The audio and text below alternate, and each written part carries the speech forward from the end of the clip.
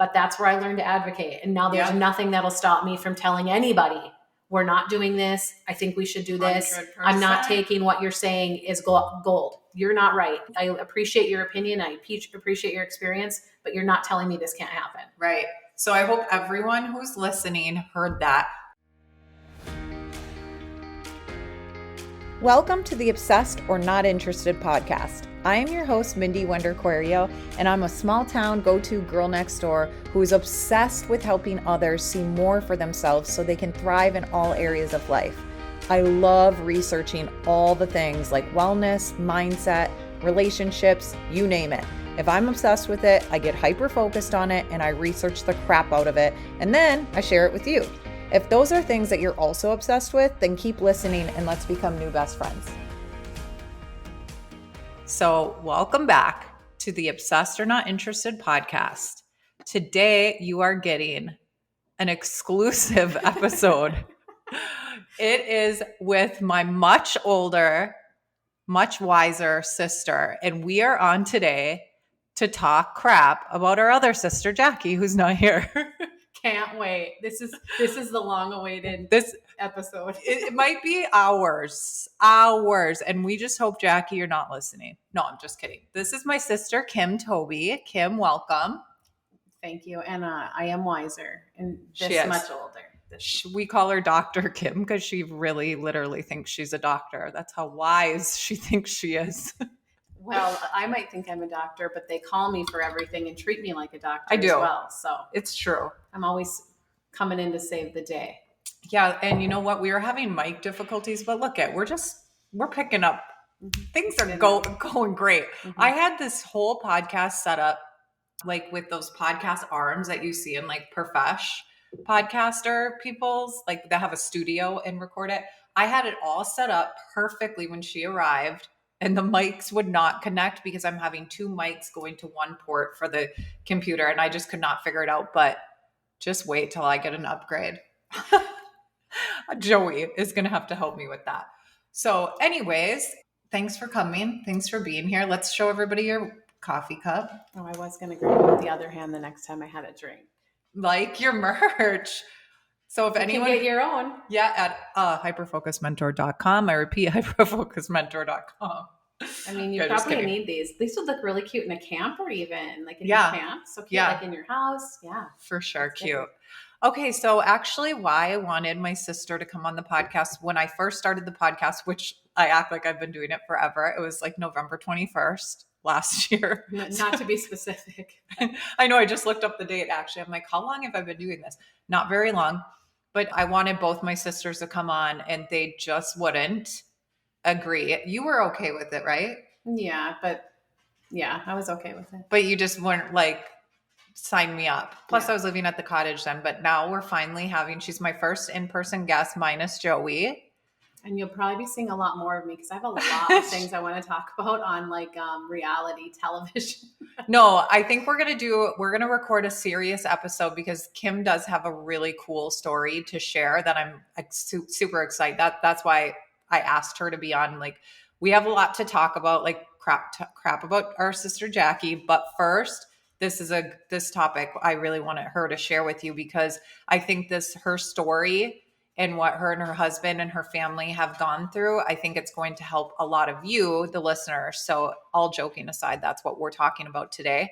But what was I just going to say? Oh, we're going to record a back-to-back episode, hopefully today, if we have time, a wait a minute episode, and we're going to talk about reality TV. So we'll do a lighter, more lighthearted episode after this. Okay. So let's get into the episode. Today I'm going to have my sister Kim share her story with her daughter, Navy. But before that, Kim, take us back. Talk to us about your family. Like, I mean, obviously I'm going to be asking you questions that I already know, but like take us back and just explain your family dynamic, like your life. So my husband and I in October have been married 20 years. Woo woo. And so not to toot my own horn. Not to toot, but toot toot. Anyway, so we've been married, going to be 20 years, and we have 2 older children and then kind of started over with 2 younger children. So our oldest is 22. And then we have an 18-year-old who's in college right now, just finishing up her first year of college this week. And then we have a 7-year-old, and then we have a baby who just turned 2 the end of April. So it was kind of like definitely a starting over period. Kind of had our family and then we're all together, but it's kind of like learning how to parent a baby again while you're parenting kids going out into the world on their own. So yeah, that was kind of shocking. Hey? yes. A little shocking for the family. Yes. But yeah, you guys just been handling it. Well, actually, were we pregnant at the same time with Hudson and London? Mm-hmm. Yeah. So Hudson and London are very similar in age. I think London's younger though. Yeah. 6 months only. Yeah. 6 months younger. Yeah. So we were kind of pregnant at the same time and everything. But okay, so then I want to really focus today on Navy's story. So talk about your pregnancy. So you get pregnant with Navy and you guys are super excited, and then talk to us about that situation. Well, I kind of was at a different place in my life. So with my career path, I was like really into like all the medicine, medically. And then as time went on, I kind of started to like, I would say Mindy, you've already heard her story. So she's like here. And at my beginning of my journey, probably 10 years ago, I'm like, not all the way to the end, but like here medically about like medical intervention. So she was actually a nurse at the pediatric clinic, just for background. And so Mindy was more holistic at the time. And I wasn't all the way here, but I was more like 3/4 of the way, halfway, in between. And as time went on, I got way more to the holistic side, which is, after doing lots of research and things like that and seeing with my own eyes things. And so when I got pregnant with Navy, who would be my 4th child, I really wanted a home birth. I was dead set on a home birth. I told my mom I was going to use her house if I couldn't find a midwife in town. And she said no. And I was like, I'm booking it anyway. And what are they going to do? Kick me out? And, right. I remember that. Because you had to be in Wisconsin and I live in Michigan. Anyway, we decided that once you hit 35, they consider you old. And so you should see a specialist for your baby. So my 7-year-old, I was 35 when I had her. And so I decided to go see the specialist, 1 or 2 appointments, make sure everything was good, and then transition to a midwife. And to be honest, I wanted to confirm the sex. I mean, that's kind of what, drove me to do it. I was like, I really want to know what we're having and whatnot. So we went and saw him, and he was wonderful, like always, or as always. And yes, then I got COVID during pregnancy. And it was right at the time they were going to do this testing on all the gene testing and the profiles. And I had called and they said, well, how long have you had it? I said, I'm on day 10. They said, okay, come get the blood work done anyway, just wear a mask. And it was a private practice. So I went and got the blood work done. I was on day 10 of COVID, and this is in 2021. And I got a call from the nurse with those results. And it really was like very shocking. She was laughing when she called and giggling and talking about stuff and then talking about whatever. And she's like, well, anyway, I'm just calling to tell you that, your blood test was positive for Down syndrome. And that's really all that's in there. And that was giggling about it. And I was so shocked that I couldn't even speak on the call. And I'm like, well, how accurate is it? Oh, I've never seen one not be accurate, she said. And was so lighthearted and things. And I don't know. It was odd. Yeah. So a PSA for anyone out there that's going to be delivering the news of, hey, it could be Down syndrome. It could be whatever. Your child has cancer. It could be autism, whatever it is. Like people, and usually they're really great. Like you were a nurse and you would never have delivered news to anyone that way. So I'm not saying everyone, but like PSA, hearing the news like that, you need to deliver it like with grace. That was odd. And also know where somebody is. I was on a work call and they called about these results, which I was like, finally they're calling. And I had told my client, work as a virtual executive assistant for a few clients.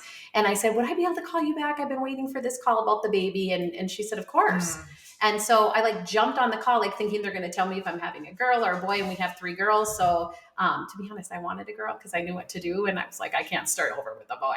But anyway, so I really just wanted to know, I just wanted the baby to be healthy, but like most parents, we're just excited. I'm pregnant. Yes.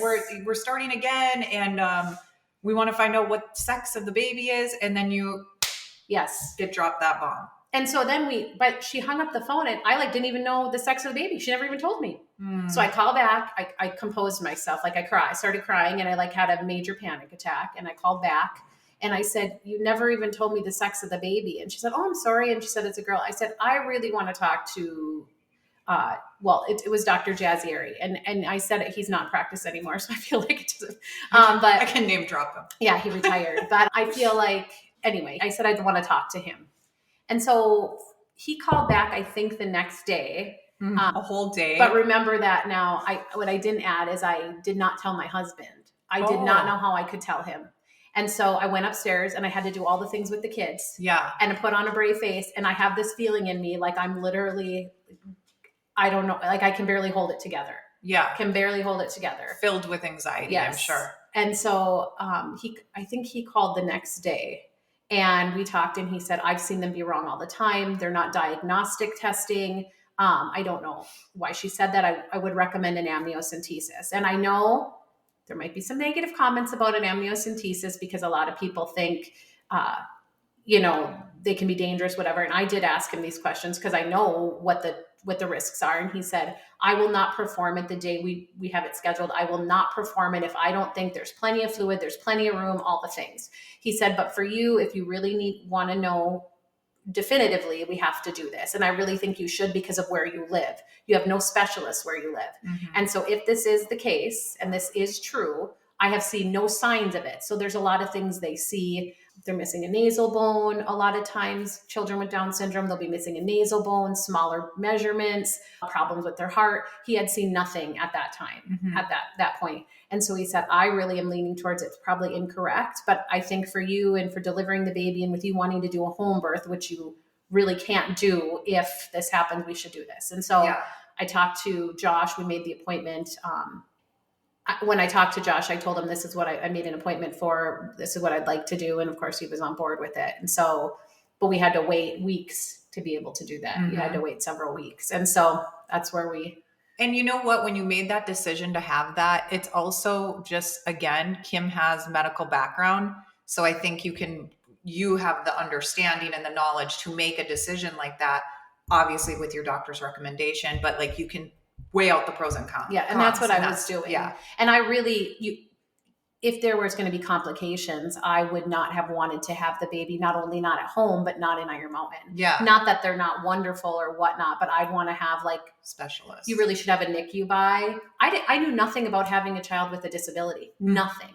Like mm-hmm. so oblivious to the whole situation. Like I had never done, it literally was nowhere on my radar for miles away. Like this never even came into my head. Right. When she said it to me, I was in such shock. Yeah. It was like out of the blue. Mm-hmm. So we went and had the amniocentesis, and the day we had it was also our appointment where he looks at everything really closely, measures everything. And at that appointment, right before he did the amniocentesis, and I went in there thinking it's not going to be true. And I prayed and I'll tell you, I sat up every single night after the kids went to bed in the dark in my living room, hysterically crying day in, day out. I didn't want to tell anybody. I think I only told Jackie. And I don't think I told her till after I got that diagnosis. That's the sister we were going to talk crap about. Yeah. And I think if obviously her favorite. No, I felt like if I said it though, like maybe it would be true. I don't know. But I understand it's completely different. But with Lily had autism, I like had a hard time talking about it because and I want you to talk about this too. Like when you get that information, that diagnosis, when you find out that information, you kind of have to sit with it a little bit and deal with it. And everyone's timing, it might take you longer than other people. You know what I mean? It doesn't have to be a cookie cutter situation, like time frame. But how did you keep going? How did you deal with that? Well, so then when we went for that appointment, he saw that she had a hole in her heart. And so he said, now before I do the amnio, I'm going to tell you that I now think it's going to be positive. And did you ever have it then? Yes, I did do it. He said, I still think we should do it. You have plenty of fluid. She's nowhere near the fluid. Just for 100%. Just for 100%. He thought we should do it. And so we did. And then he called me himself with those results and said they were positive. So I mean, to be honest, if I'm going to be totally honest and transparent, which is our like mission and value with my where I work, we talk about our mission and values, and that's it for our company. I feel like for 8 months, literally 8 months of my pregnancy, I could not talk to anybody about it. I didn't tell anybody. I was just hysterical. I cried, cried, cried. I was in this like dark hole that I couldn't get out of. Mm-hmm. And to be honest, it isn't that the baby was going to have a disability. It wasn't that she was going to have Down syndrome. I didn't want the world to tell her something was wrong with her.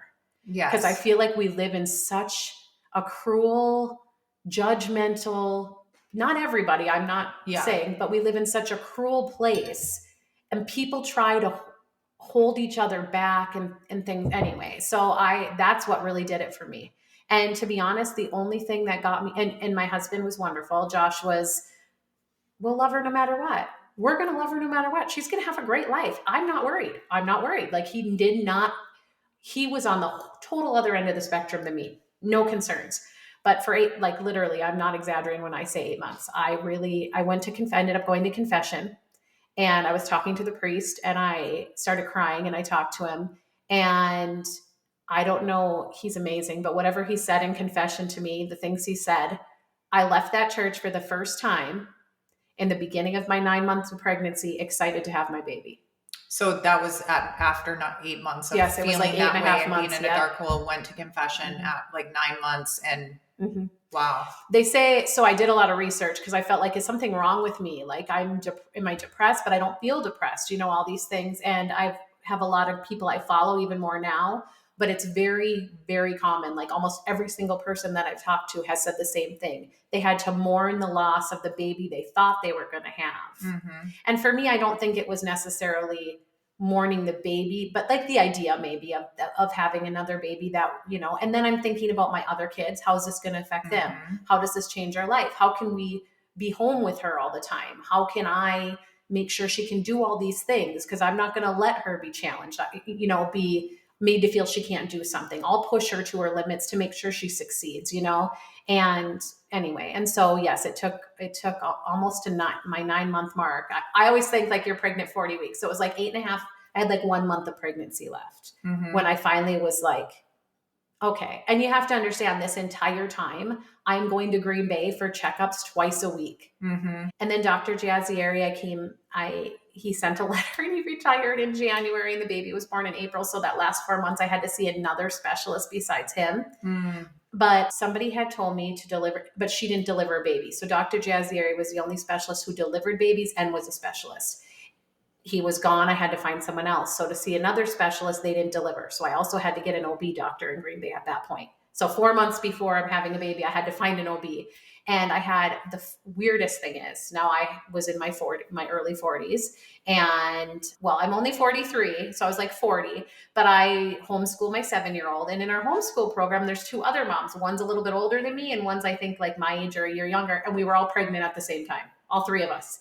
And so they both went to Green Bay for their OB care, and they both saw Madeline Guevara, her name is, and she is at a Catholic clinic in Green Bay. And so I went and met her to kind of interview to see how I felt. And it was like God shone light on me. It was like, this is where you should be. Mm-hmm. She said, I agree we can't do a home birth, but I promise you, out of anyone you'll ever have, I will give you the closest to a home birth experience as possible. And so you were connected because of the homeschool moms. Yes, they told me about her. I would have never known. Yeah. See, everything just ends up working out. Yeah. So yeah, she was wonderful. And then when she was born, I had her at St. Vincent, and they were wonderful too. No IV. They wouldn't let me get in the tub because I waited at home too long to drive the 2 hours. So I got there at like 8 centimeters. Oh. And so they were like, you're not getting in the tub because we're not delivering the baby in the tub, here. Yeah. But there was no medication, no IV, no nothing. So you didn't get to have what your dream was, like this holistic, natural home birth, but I felt like it was a pretty close experience. One nurse who was wonderful stayed in the room with me. She braided my hair for me when I got there. Aww. She gave me like a ball to sit on. They let me have my diffuser going. They let me have my music on. They didn't check me until like right when I got there. They said, I know you don't want any intervention. Could we check you just to see where you are? And I said yes, because I was literally at 1 or 2 days before. with no signs of having the baby. Mm-hmm. And then when I got there, when I called her and told her I'm going to be heading down, she said, I'm actually going to get a rig ready for you in O'Connell because I think you're probably going to be at least a 7 by the time you get here. And I was like an 8. Wow. Yeah.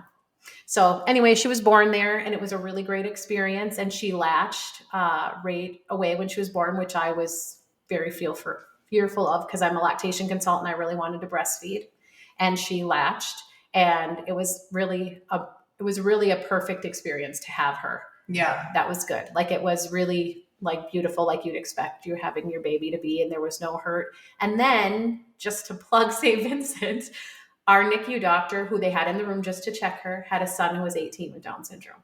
Oh. And so he said how beautiful she was. Yeah, just comforting. And then he knew he wasn't very old, but he like knew, so he was like maybe 50, late 40s, but he knew what to look for. So Yeah. yes, her oxygen was lower, but that is normal. You know what I mean? There was, because of the hole in her heart that she would have to go on oxygen. That's normal. So he was able to say, leave them be. You know what I mean? For certain things where other physicians might be like, we better get them in the NICU. We better get them out of here, that kind of thing. Yeah, see, that's when I talk about on a past episode, like God's little winks. Mm-hmm. That's every you just heard Kim telling this, like little tiny things that just worked out, randomly just fell into place. That's God's hand in all of it. Mm-hmm. He knew that you were struggling, but God will never let you walk down these struggles, down these paths alone, as long as you're asking for his help. And it seems like you were trying to do it all alone for 8 months, even though you were praying, even though you were doing those things. And then finally you received the message from God that was like, I have you in the palm of my hands. And he just kind of like took all of that away. Obviously, you still are nervous and have anxiety and the unknown. I mean, every mom feels that way. Mm-hmm. And then a special needs mom, it has another layer to it, multiple layers to it. And I want you to get into all those layers in a second when we talk about what happened after birth and what you guys had to go through. But I want to go back to dealing with that. Did you have any other things besides going to confession? Is there any other things that you could tell the listener? Because I think there is a lot of people listening. And even if you, the listener, you don't have a child with Down syndrome, we're told other things that I remember I was talking to a friend multiple years ago, and she was just crying on the phone to me because her son had to be in speech classes because he had, what's the thing when you mix up the words? Dyslexia. And he had to be in speech classes and get all these therapies, and she was just devastated. So even though that is not the same as Down syndrome, we as parents, we develop this thought in our head and we have these visions and dreams for our children, like I did with Lily, like thinking about, oh my God, I have a girl because I had Lane. And then now I have a girl. I'm like, oh my gosh, it's just like all the things you think about that I didn't even think about with Lane that now I'm thinking about with my daughter, all the things we're going to do together and watching her walk down the aisle. And not to say those things are not possible. It's just like they're edited. You have to come up with like a new plan. And again, not to say that Lily won't get married and all these things. It's just like I had a different vision. And Tony Robbins always says, if you aren't liking the way your life is going and you're always feeling let down, it's because your blueprint and your expectations in your life, you need to edit those. And so that's what we both did. Obviously, my situation is completely different because Lily has autism. But with Down syndrome, you had a blueprint, you had a plan, you had expectations, especially a mom. You had 3 kids already, right? 3? Mm-hmm. Okay. I'm like, am I missing Kenzie? No, she's in there. She's in there. Okay.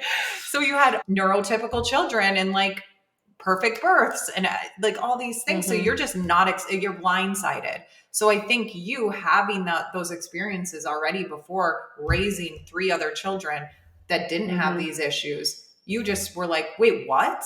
Yes. And like not being, and I'm type A, you know, and I have put myself like, I know I'm not perfect. Nobody's perfect, but I like try to be as a perfectionist in the things I do. Yeah. You know, like I've always been, work hard on my grades, do these, you know what I mean? All these things. And so no one else does that to me. That's just my personality. And so to find this out and to be like, how is this going to affect everybody? You know, like what will this do to my other children? What will this do to what we're able to do as a family? those types of things were difficult. I do know that I had looked up some Bible verses. Okay. And I just Googled like Bible verses for anxiety, Bible verses for pregnant mom. And I wrote them, I journaled them down, and I would go read them every single morning to myself, and I would sob, but I would read them and read them and read them. And it like just telling me. And then I also joined groups, and this came towards the end. I joined a bunch of groups, and I should have done this sooner. And if I had, if a mom reached out to me and said she found out that her child had a disability, I would say join the group. So there's a Down syndrome network. There's a birth group. So you say when your baby's going to be born. So like my group is January to June. And so after the baby was born, there were some Zoom meetings we had with other moms, but we like all post in the group, our birth group. Then there's a heart group. So parents whose kids have had heart surgery. So when things were going wrong with that, I could post in the group and ask questions, and like they just prayed for you and got you support.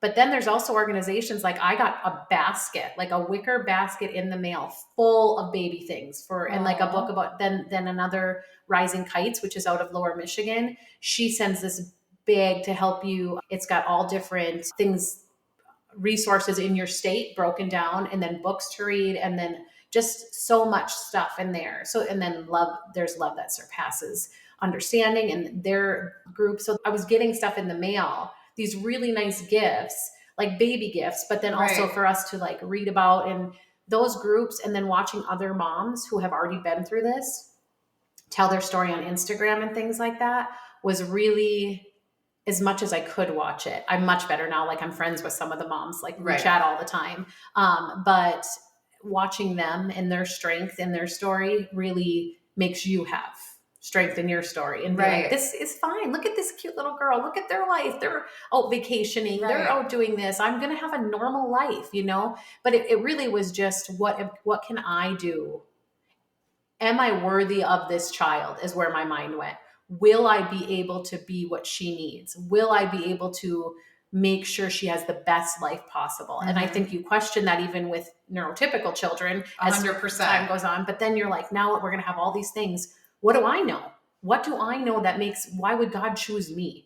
You know, there's got to be someone who's be more loving, more understanding, more patient, more geared with, you know, there's just some people who are really great with balls in the air and they're fine if one falls, you know. But I also feel like it was, for me, God's like, pump the brakes and slow down. You've missed out on a lot. This is going to make you slow down and go at her speed. Yeah. Your family will slow down to go at her speed, you know? Yep. I feel like God always will try to, in your mess or in your situation that you're struggling in, he will always overcompensate you and show you the blessings and teach you along the way. And like, just because I think about Lily, I mean, what a blessing. Hey, like, I mean, I was struggling at the beginning too. And now just think, now she's 12.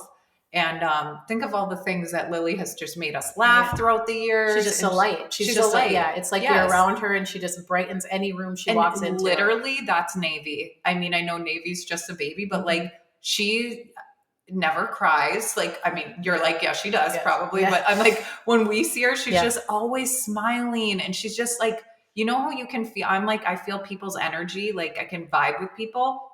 And Navy's just like, she reminds me of Lily's energy. Yeah, she definitely has good. Yeah, definitely has good energy. And she gets mad. She gets mad at London, mostly at London, her older sister, because she grabs stuff from her bosses or around. We need to have London on here so you understand why Navy would be getting mad at. We call her the tornado because she's it's like wild from the second she gets up. So, and I think, you know, my other kids, I mean, Kenzie's out of the house, but like Marley and in London, they're going to learn things that a lot of other kids wouldn't learn till later in life. They learn compassion, understanding, patience, you know, those, you know, there's just so many lessons. Not being judgmental. Yes, that everybody is worthy and everybody is this, you know, we're more alike than different. Right. Everybody's more alike than different. And I think there's this misconception, and I think this is part of my problem. My idea of somebody with Down syndrome was based on me being in elementary school, which was,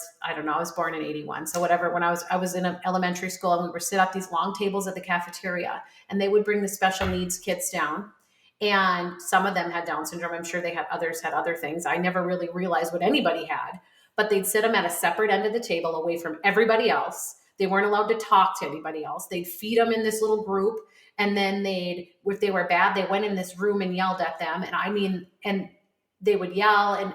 And so that was my understanding, like, oh, they need to be secluded. They're different, almost like scary, like you're nervous. Or how they're going to be treated. Yes. Like watching how you witness them being yes, treated right. or made fun of by other people. Yes. And it's like, that is such horrible misconception. Another thing that my eyes were open to is where the world is now. People with Down syndrome own businesses.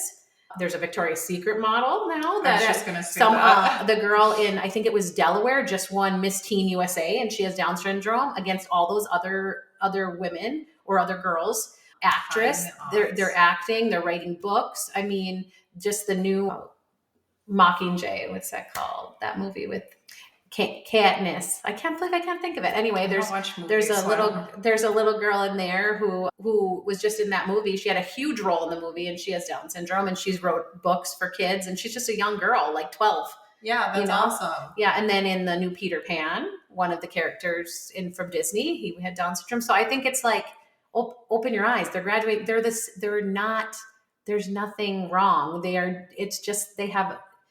Maybe they learn a little different. Maybe they go about things a little different, but they're still normal people, Yes. And I think there's such a misconception.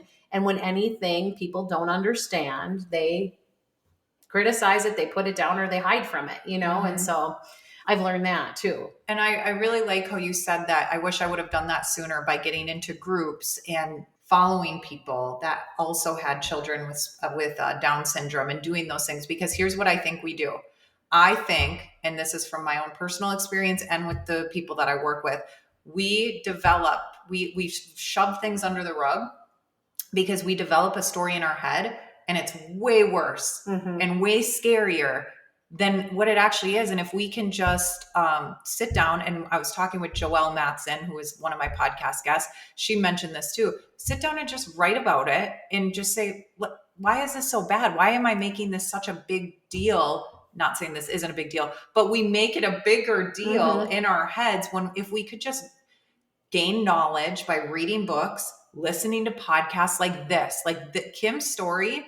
Send this. If you know somebody that has a child with any special needs, but with Down syndrome or autism or any special needs, send this to your friend. These are the type of stories that helped Kim mm-hmm. when she was struggling, getting into groups with this stuff. Because knowledge and normalizing it to yourself, it kind of neutralizes the anxiety and the fear of the unknown, because it's not unknown to you anymore. I see you. I know how you must be feeling, and I know deep down you want more for yourself. I know you struggle with self-doubts. I know it's hard for you to accept a compliment because you don't see yourself the way others see you. I know you have this inner mean girl always trying to bring you down, and you allow it. I know you feel unfulfilled, but you know deep down in your soul that you were meant for more. I know you want to look in the mirror and love what you see. I know all the things about you because I was the same girl. I had the same roadblocks. What if I told you that I can help you change all of that so you can thrive in all areas of your life? What if I told you I can provide lasting change for you as long as you trust the process? What if I told you you were born for greatness? God created you literally to thrive, not just survive. What if I told you we can completely change your belief system and reframe situations and beliefs to something brand new? Well, that's exactly what you'll find in the foundation course and more. This course is a game changer in how I transformed my entire life. I was broke, insecure, shy, unhappy, and unhealthy until I started to work on me and invest in me. I'm going to show you how to do the same thing. So here's the good news. No one else is going to do it for you or come save you. It's now time to take your power back and take control of your own life. You literally can design your dream life and start to thrive in all areas of your life. And that is the beauty of what I teach in the foundation course. So if you want more information on the foundation course, just go to mindywender.com and go to the course tab on the website and click foundation. Use code OBSESSED to get 25% off your course. Again, go to mindywender.com, click on the course tab, and then click foundation. And make sure you use the code OBSESSED at checkout for 25% off. Yes, and I would say that maybe you're not ready to talk. Maybe you're not ready to tell anyone. Right. That doesn't mean on social media you can't follow an account Mm-hmm. and watch it. Watch it from afar. That's what I did. I just didn't talk. I watched it from afar. I stood back and I watched what other moms were doing, and then eventually, then I'm commenting and I'm like, this is kind of like our story. And then eventually you feel comfortable enough to talk, but you don't have to be alone in it. And I think I made myself be alone. You know what I mean? I stayed in this like bubble of worry and pain and sadness and all these things, which is fine. You have to experience all these emotions, but at least open the door for somebody else, to be able to see what other people are going through. You don't have to talk to them. You don't have to be ready maybe it'll be a year before you're ready, but it will cushion the blow if you're seeing what other people are doing and seeing how normal life can really be, And you're not by yourself. You're not alone. Right. And also Kim and I are so different. And so what I did is I just dove into, because I have ADHD, I dove into research, and that's what I had to do to keep my mind busy. But then I also probably wasn't dealing with a lot of things that I had to deal with later, because I'm like, I have to work. I have to do something. I have to learn about this. I have to give Lily everything that she needs, all this stuff. So everyone handles it, you do you. But these are just things that helped you. And then I shared things that have helped me.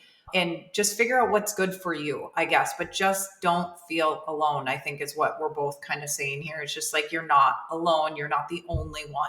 Yes. And then the other thing is Google to learn, but don't take Google as God, as Bible. Because when I looked up Down syndrome, there was a penciled out creation of a child with Down syndrome, and it was the most horrific looking thing I'd ever seen. Yeah. And I'm like, this is what my baby's gonna look like. This is what and not that it looked, but for a mom learning this, you're like, this is what my baby's gonna look like. And then I got on social media and looked, and this is not at all what she looked more like my other kids.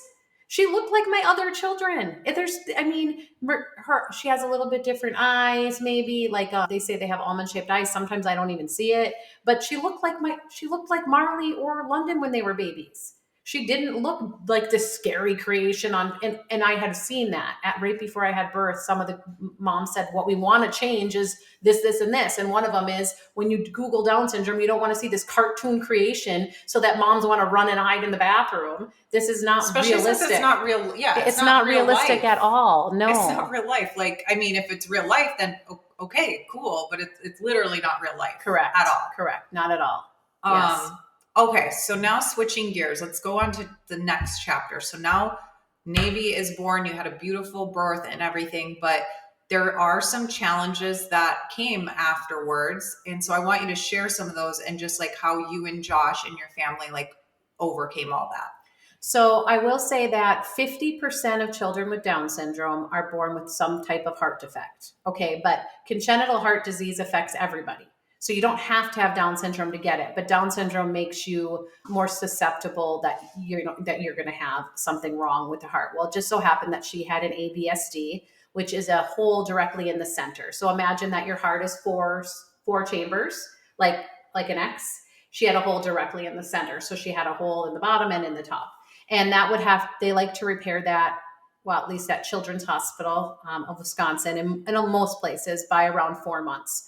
So the whole time I was pregnant, I was followed by a pediatric cardiologist, and she did ultrasounds of the baby and echoes and things like this to get good pictures to see where we were at. So as she was at the NICU, she's born, they think there's a problem with her, with the arch coming off her heart. So they give her some medicine and they send her by ambulance down to Children's Hospital. So after 3 hours after giving birth, I asked the doctor, I said, I got to go. I'm going to either leave AMA or I need you to discharge me because I'm going with the baby. And she's like, we'll discharge you. It's fine. So Josh and I left and we got there just right after the baby down to Milwaukee. And then we were there a month, them waiting to see if this was really a thing. Turned out it was not a thing. The arch was fine. There was no problem with the arch. So we probably wouldn't have needed to go. But anyway, so The problem we had there was the feeding. When you get to the NICU, I understand that babies are so small and their goal is just to get the babies to grow and be healthy, and they do an amazing job. My problem with that is not every child is the same. And so it's like, nope, any baby who's here has to eat this much at this age. That's it. Right. And so they would only let me try to nurse twice a day for 15 minutes.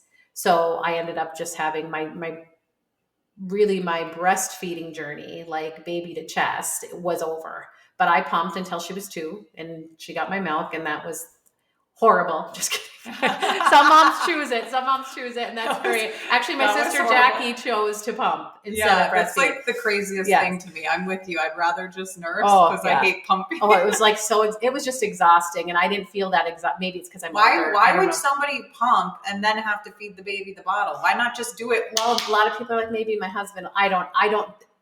There is people who prefer one and prefer the other. I get it. And it's all wonderful because it's all breast milk. Fed is best. Fed is best. So, but really, I mean, it is, to me, it was crazy, but I did not like it. So I pumped, and she had to be on oxygen. That was typical of having the heart condition. So they said when her heart was repaired, that would be better.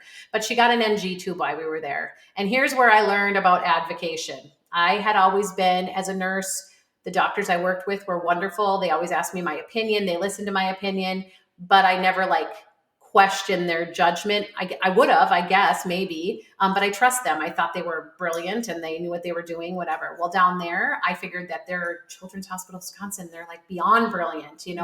We sent so many kids here from the clinic, and it's the best of the best. And they don't send kids home with NG tubes. And an NG tube, for people who don't know, is like a tube that goes from your nose to your belly. And so you feed the baby through the tube from their nose to their belly. And the reason we were having to do that is she didn't want as much volume as they said she needed to take to go home.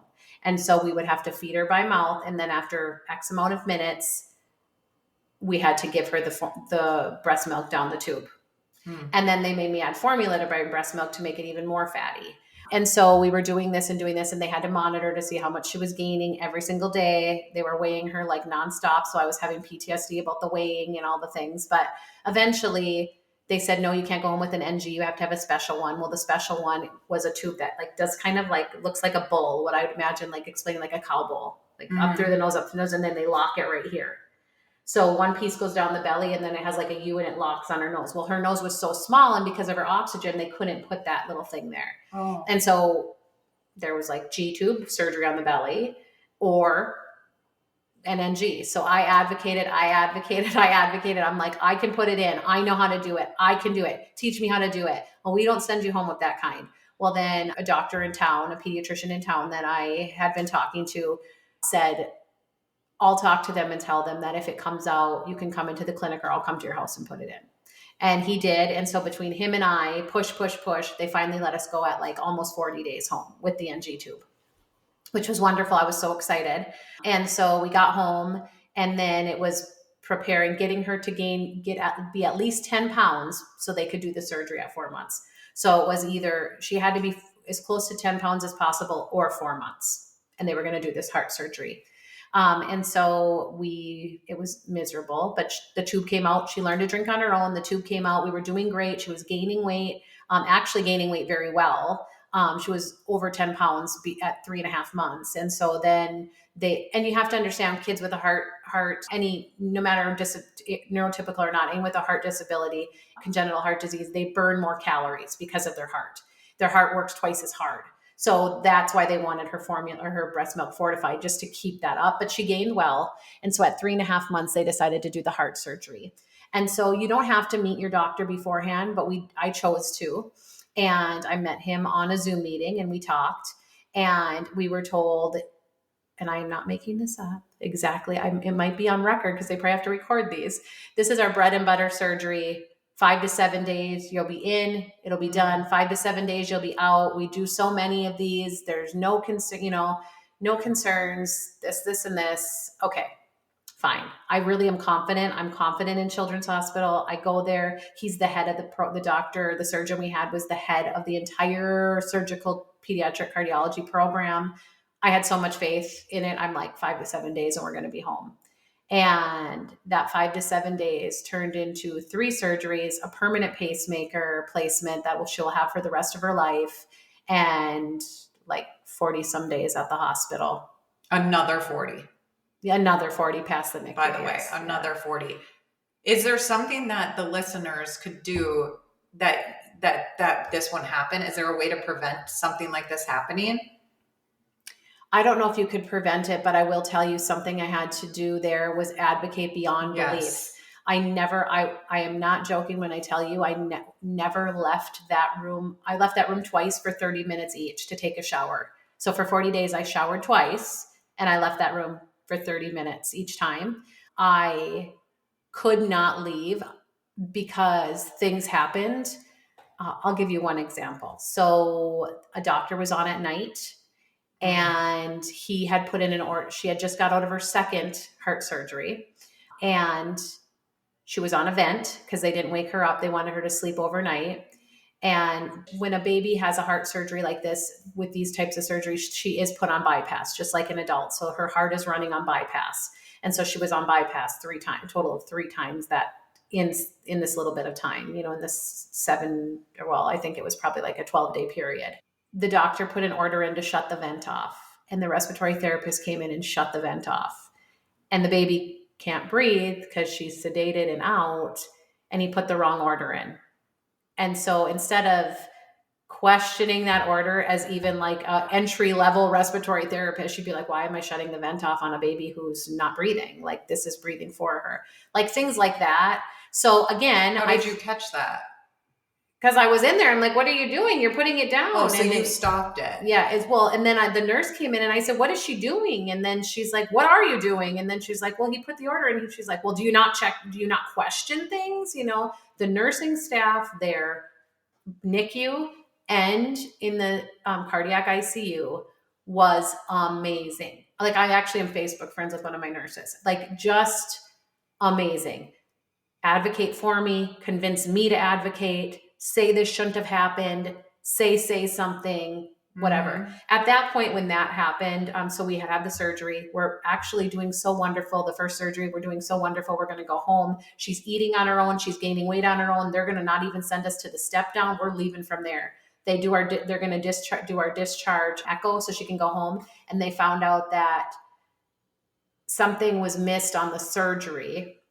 The way he put it is, he should have went back in because he was suturing up and they test pressure. And they got to one point close to the end where they tested a pressure and it had changed. And he should have went back in and checked it again, but instead closed. And so when we went in for this discharge echo, there was so much blood shooting into the patch that they placed to seal the hole that it was ripping the patch away. Oh my gosh. And the way we found out that something was going on is because so she was doing really great. We were going to do this discharge echo and I was holding her. I finally got to hold her because you can't hold her right away. And so I finally got to hold her and I'm sitting there and she started to code in my hands. Like, so basically she was like limp, like completely limp. And I'm shaking her and I'm yelling for the nurse to come in. And I'm like, something's not right. And then I'm like trying to get her back to the bed, but there's all these cords because she's on all these meds and I'm trying not to pull anything out. And so I'm setting her in the bed and the nurse came in and she's taking her. And then it's a teaching hospital. So a resident doctor comes in and she's like, the nurse is like staying calm, but you can tell she's like, let's go. Something's wrong. And she's trying to revive her as we're sitting there. And this girl comes in and she's like, comes to the computer and starts typing. And she's like, starts typing. I'm like, what? And I'm like freaking. And so she goes, okay, enough. And then she ran out in the hall and she yelled for the doctor. The doctor came in. The nurse did. Okay. He came in and then it was like all hands on deck. This baby is not alive anymore. We have to save her life. And oh my gosh. I cannot even. And it was like just things like that it felt like the Twilight Zone. Like I felt like this is somebody shooting a bad Lifetime movie. Well, what's going to happen next if someone's going to do this? And it was like so insane, literally insane to me. But lots of things like this happened over the course of our stay. And yeah, it was really to think, like my dad says, who I think is one of the smartest people I know. Questionable. Just kidding. One of the smartest people I know, but yes, he knows everything. He said, well, this hard thing is so I feel, first of all, let me back up and say, I feel like the reason, I went to school to be a nurse. I was a nurse. Then I came to work from home, right? Because I just like left. I got a job offer to come work from home, not using my nursing degree. And it's really hard when you tie your identity to a career. Yeah. Like I'm a nurse, to let that go, because that's like who you are as a person. Yes, 100%. I mean, that probably changed in the last year. I let go of that identity. Like, I don't need it. That's not who I am. Yes, it's something I do. Yes, it's something I'm passionate and love, but it's not who I am. It's something I did. But anyway, I always like, I got to the point where I realized God had me train as a nurse so that I could be there and know what's going on and handle the things with this baby, handle the NG tube, know something's wrong. Something's wrong with this med. We shouldn't do this med. I don't think we should do this med. She's very sensitive. I don't think we should make this med change. Why don't we just keep her on this? Well, this is 2 times a day and this is 3 times. We want you to go home on 2 times a day. I'm like, I'm fine giving it to her 3 times a day. Well, let's just try it. Whole 24-hour period where she didn't wake up and didn't go to the bathroom because of this med. Now it's an allergy. It's like, but it's those types of things. Like, God, I wouldn't know that stuff. You know what I mean? No, and that's, Josh wouldn't know. Like, No. So my dad had said, if you weren't there, you probably wouldn't be bringing home a baby. And one of the nurses there had told me the same thing. Thank God we're here to help you, but we're not in the room 24/7. Mm-hmm. Thank God you know what you know, because, and obviously they're higher level nurses than me and they have higher level like critical care. But still, experience. I get what you mean. Yes, you can identify something doesn't look right, or I need somebody else, or let's not you.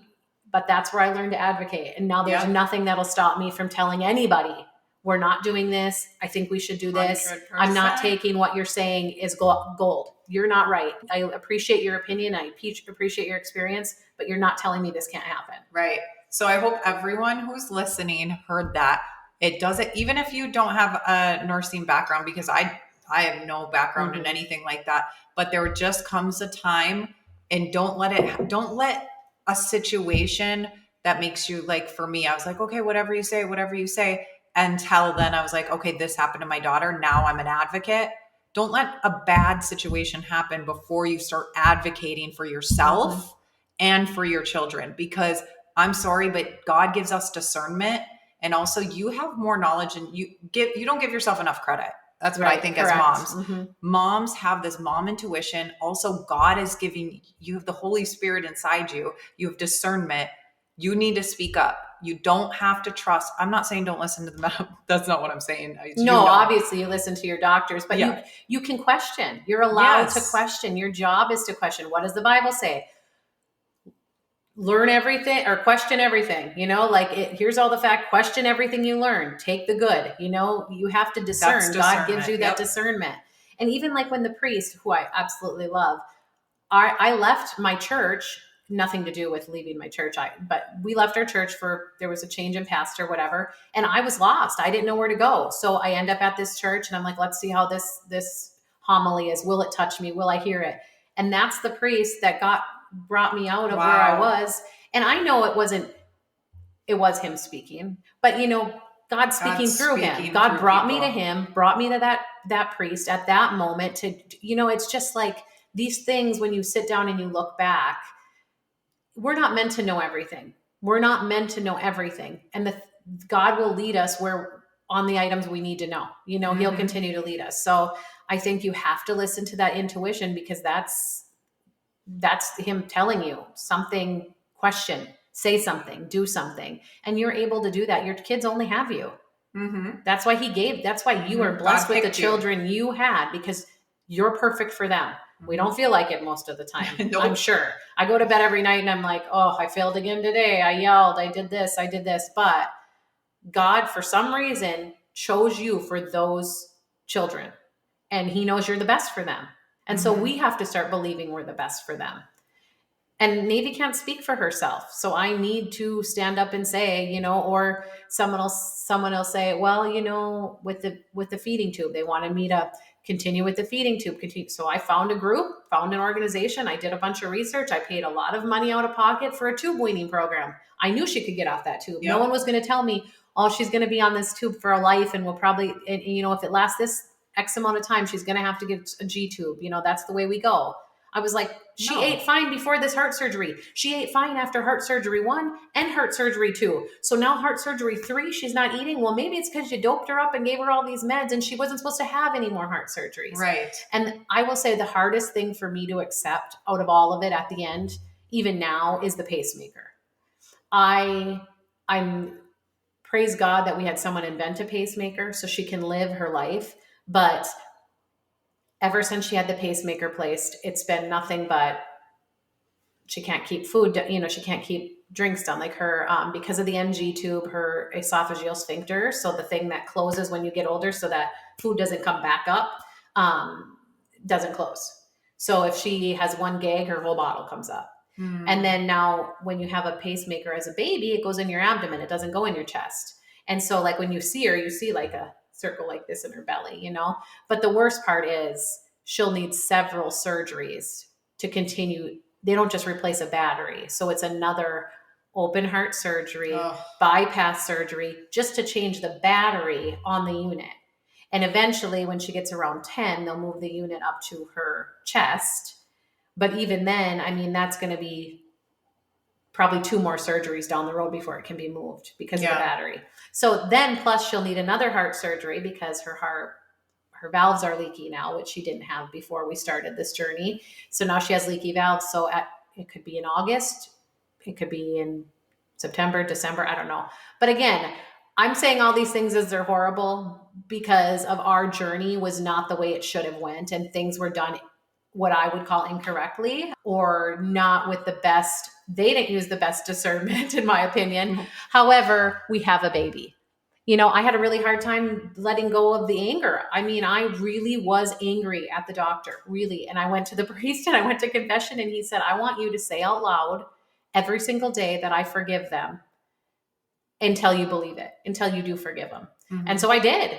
And I've got to the place where I was like, you know what? I have a baby here because if he did this surgery, mm-hmm. I wouldn't have a baby if he didn't do it. So I'm grateful for that. I just wish we wouldn't have ended. Now her whole life, she's on a pacemaker, which really does change your life, Yes. And she can't have, like a baby can't have, or a toddler can't have magnets. She can't do a magnet puzzle. I have to be like, oh, don't go by the fridge where there's, things like that. Well, yeah, you always hear that. Like, isn't it something in the airport that's like, you can't go through yes. this? Okay. I know you hear that. Do you have a pacemaker before you're allowed to do certain things? Yes. So it is something that's like a common question that adults are asked. She's going to be asked her whole life. Yes. And so it's like something that just sets her back, that we didn't need, in her journey. Because when she got the pacemaker in, that was in the very beginning of September. And she wasn't allowed to, so she had no tummy time from basically birth, like 3 months until January. She couldn't go on her tummy because of the pacemaker. A heart surgery, you can go on your tummy and you can still work on stuff. So now she's delayed on like crawling and things like that because she couldn't even practice doing anything until 3 months before she turned 1, so. And you know what? I really am happy that you shared that part though, because it's not all about sharing all the good and like, oh, this is how we turned it around. It's about, okay, this is crappy. I don't love that this happened and I'm angry about it. And it's being real with that and being honest with yourself. But also, like you said, you can forgiveness. It's all over the Bible. So when I'm having a hard time with forgiveness, I'll Google Bible verses and things about forgiveness. And there's like a book called, oh gosh, now I can't remember it. I'll put the book in the show notes, but it's all about forgiveness. And like the book covers a girl with her like back towards it and she's like painting something, I think. And it's something about forgiveness. It's like a best-selling book, but that book's really great if you're having a hard time, because guess what? If Kim would have allowed this anger to just stick with her, is she able to change the outcome? Absolutely not. If you can't change the outcome, the anger is only hurting. It was only hurting you. It was only hurting me and my situations.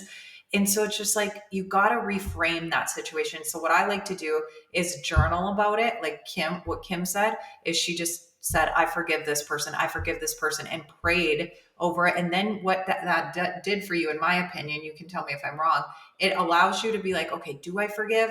So you're thinking about that. Mm-hmm. You're aware of if you are forgiving, if you're having a heart of forgiveness or not. But also you can start to reframe the situation, like I heard you say you did, where you started to pick out the things that he did do good, and find the good. And that's what I call reframing. So when I journal, I will actually say, okay, this is what I think about the situation. Let's figure out the reality here.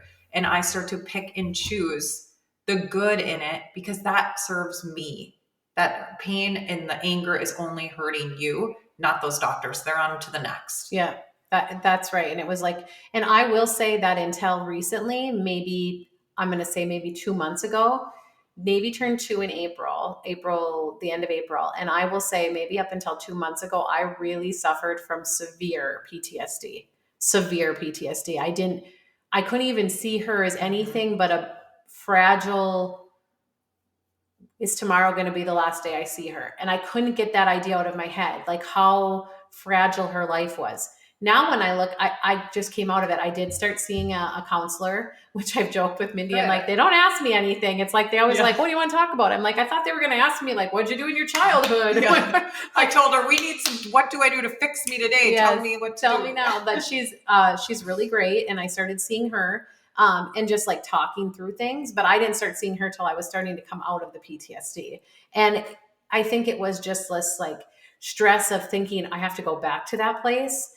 And my child, Trauma. yes, it's like feeling trauma. And I'm finally starting to come out on this side of it, feeling better. Like I couldn't even bring myself to go for a walk. I couldn't even bring myself to like want to exercise. It was just like I was stuck in this world of like, I don't know, like no zest for life yes, or whatever. Right. Just worry, constant worry. Yeah. Like, yes, I loved my family and I felt grateful, but I just couldn't snap out of this feeling of like fear and dread of what could happen. Mm-hmm. And now I don't look at her like she's sickly or like there's something wrong. I'm like, oh, okay, nope, you can cry about that, but we're still going to do it. We're still going to work on it. Like we're trying to get her to do certain things with physical therapy. And I'm like, that's okay. Let's do it one more time. Even though she's crying and upset, it's like, well, you have to push, And so before I would have been like, no, stop. Like, no. Yeah. Like overprotective of her. Like, no, she doesn't want to do it. Yeah. She doesn't want to do it. I totally can relate to that for sure. But like Navy's, like we said, she's like just this light and she's thriving and she's happy. And I don't know, like she's just doing so well now. And I think I'm glad that you shared the PTSD thing and all that, because I think about what you went through. First of all, you got the news in like the most weird, not great way ever. Mm-hmm. Like somebody delivering news, that was trauma. Hearing that was literally a trauma experience. Then your 8 months, you were dealing with trauma of dealing with that. Then labor is trauma for some. You had a beautiful labor, but I'm just saying for some women that are listening, that might be their experience might not have been like yours, but then that's all trauma. So of course you're going to you don't have any time. And like I had this idea in my head, which I mean, everybody can laugh when they hear this if they're a mom, but I had read that it's like 5 days in the bed, 5 days on the bed, 5 days near the bed. Are you going to get 15 days doing all those things your husband's going to handle everything? I don't think it's going to happen. Wait a minute. That's what say that again. So for like having like a healthy experience, you're supposed to, for the mom to heal appropriately. Oh my gosh. With the baby, you have the baby with you, but you have 5 days like laying in bed, and then 5 days sitting on the bed. You consider whatever you want to do, and then 5 days near the bed. Okay, so I'm going to ask for what is it called? A refund? No, I need 15 times 3. 15 times 3. That's what I'm asking. Reimbursement. Yeah, give me a reimbursement here. Oh. So, but that, like, I had this idea that I was going to be able to like really, situation. I mean, I just had all these things. So, but I wouldn't change first of all, I wouldn't change anything about Navy, not one thing. I could change her path to get where she is today if it didn't change her. I wish that nobody wants their children to hurt. No one wants them to suffer. We have to go back in August and have a repeat echo, and that'll tell us if we need surgery now or we wait a year, and after I assumed once we had our surgery done, we were like maybe never having another surgery, maybe at like 10 years old, 12 years old, 15 years old, maybe, you know what I mean? And now it's like, oh no, I can't imagine putting her through, like her gaining all this strength and then putting her through another surgery right now. That is fearful for me, but I don't live there. Yes, I was living we there. can't live I was there. living there. I was living the next trauma. Like, what's going to be the next trauma? And I don't live there anymore. I'm like, well, it is what it is. And if it comes down to her needing surgery, then I'll do research of where we're going to have it done. You know, it's like, don't focus on this. And also, you just have to continue to do what you want, like feeding therapy. I'm not taking like, oh, she'll do it. She'll do it. No, we're going to give her the best possible outcome. So where can we get a feeding therapy where I can go and have an intensive and work with her and be taught and all these things? Because the NG tube gave her an oral aversion because they made us feed her even when she was vomiting, or throwing it up. We had to keep pushing it down, pushing it down. And so now she has an oral aversion. Totally typical what happens in these situations. And so how do we beat that? I don't know.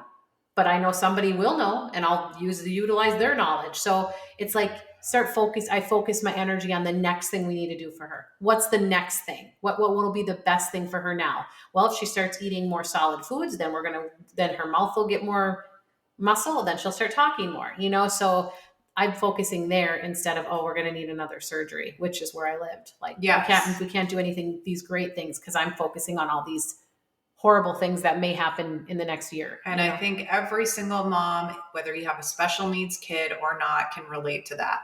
Yeah.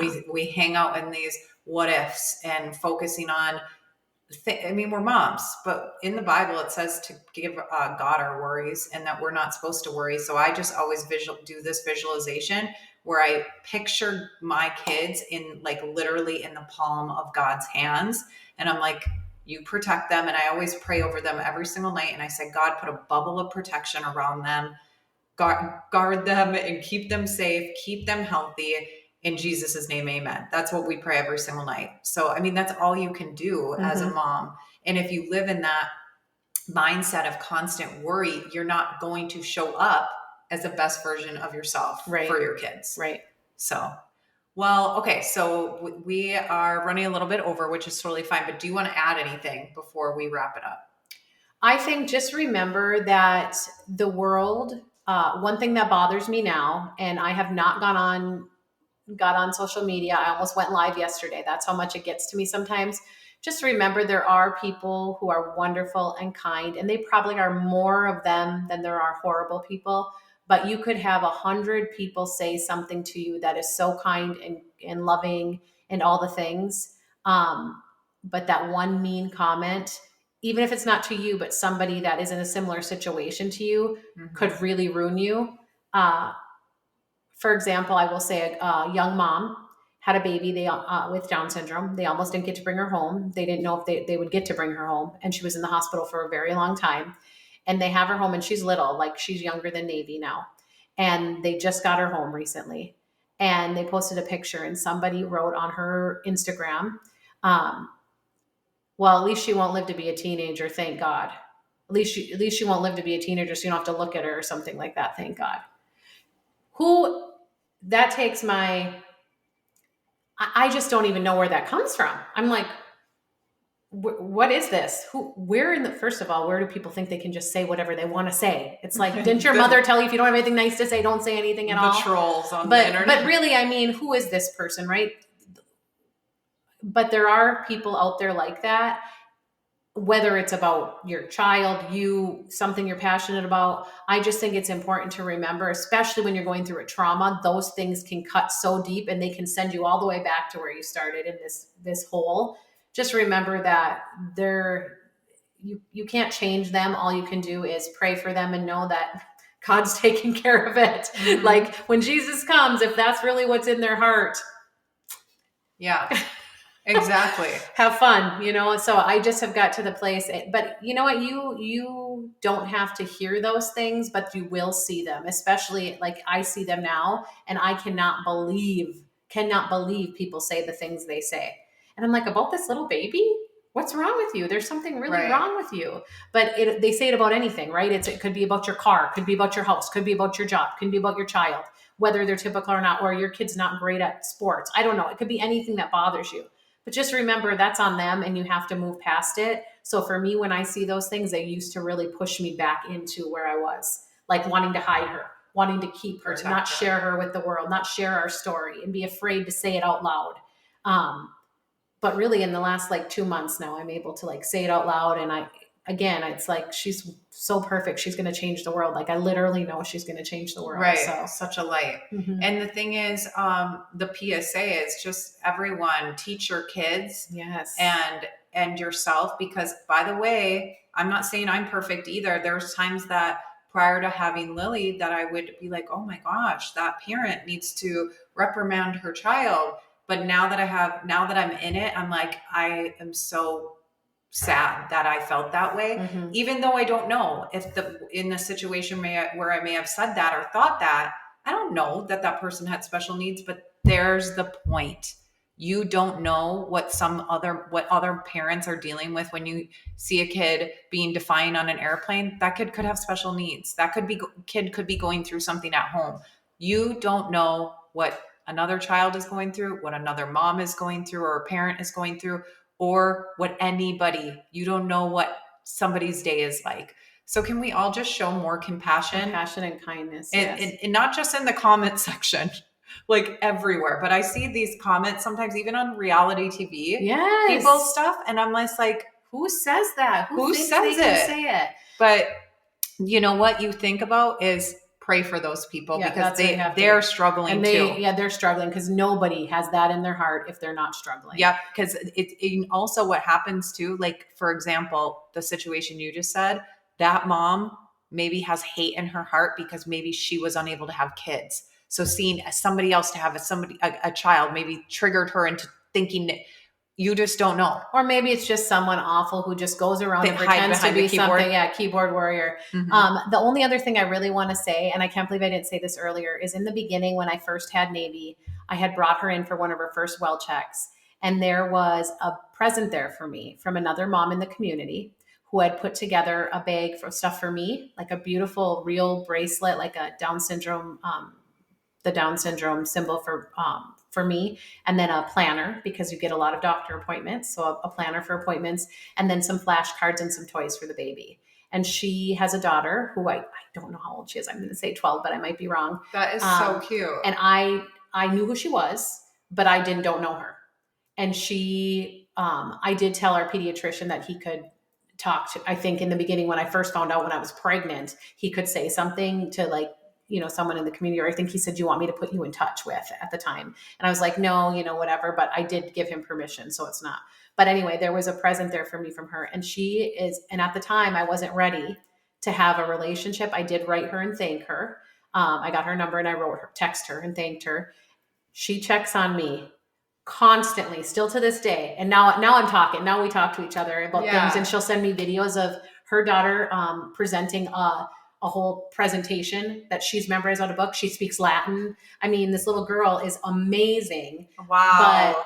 And her mom is amazing. But like that to me, I mean, there's another mom who used to actually be my nanny for my 7-year-old when I was working as a nurse. She'd watched her part-time, and she found out and she checked on me too. And so like those people really mean a lot. But for that mom, so if you were the mom who already knows, you have a child with a special need or something, and you're on the other side, even if you're like, well, I don't want to embarrass her, I know I didn't want anyone to, it really made a difference. I might not have wanted to have that conversation then, but I knew someone was in my corner, and she constantly, not like every day, but like every couple of weeks, send me a check, send me a thing. How are you doing? How's Navy?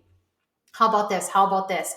And now we talk, and now she sends me videos and things of her daughter. She's wonderful. So that really made a huge difference to me, because I knew someone in my community knew how I felt, knew what I was going through. Wow. She's an angel. Mm-hmm. She really is amazing. I'm glad that you shared that, because that just like inspired me to want to do something like that too for other moms, because this is why I wanted Kim on today, is to share her story, because like that, you didn't feel alone when you knew that person was in your corner. Same thing for sharing Kim's story or having Kim share Navy's story and her journey through it.